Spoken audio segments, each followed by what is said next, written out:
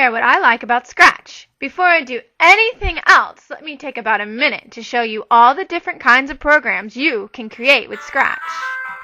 All these projects were made in Scratch by people like you and me. Check this out. Hey.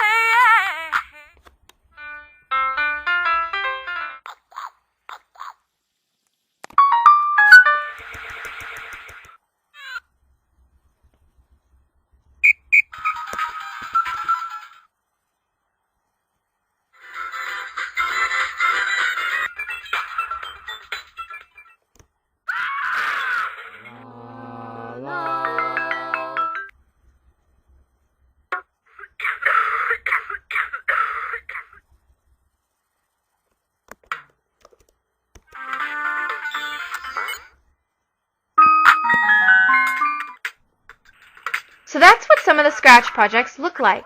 But how does it work? Now I'll show you the Scratch environment. In fact, if I zoom out, you can see that we're inside of Scratch right now. The code that makes me talk is in the middle of the screen. All the projects we just looked at have their own code too. Let's replay those projects with the code showing. All the action happens over on the right. Meanwhile, in the middle of the screen, there are lots of blocks that control what happens. I like to open up sample projects so I can see how they work, and so that I can change the code and mess around.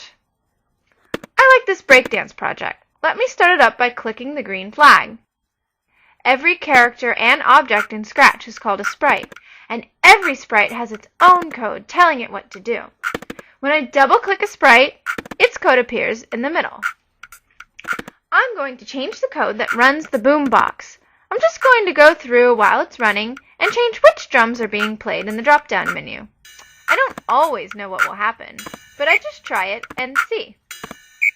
I'm not worried about breaking anything. In fact, I like to break the programs apart.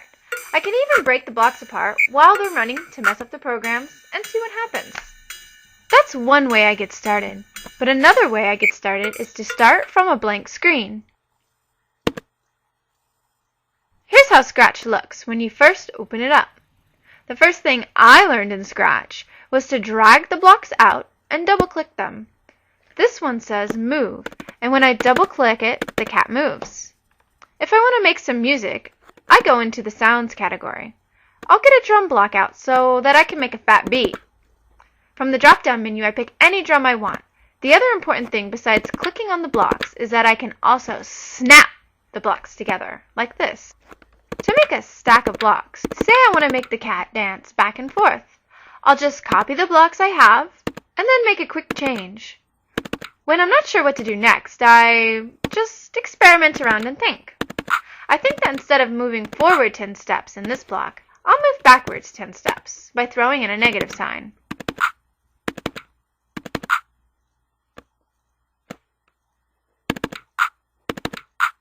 If I go into the control category, I can get a really crazy block, the forever block. Then I put the stack inside the forever block. Oops! I have to grab the stack from the top. There we go. Now the cat is really dancing. I can change all the code while it's running. I just click in the white boxes. Now I want to make something happen to the way the cat looks. What if I drop in a change color block? What will this do? Well, that's not exactly what I wanted. So I'll take that out. I want to grab a costume of myself instead of a cat costume. There I am. Now I'm dancing.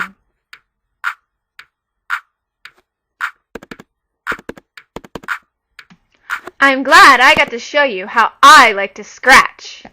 Have fun creating in Scratch and sharing your programs with your friends and the online world.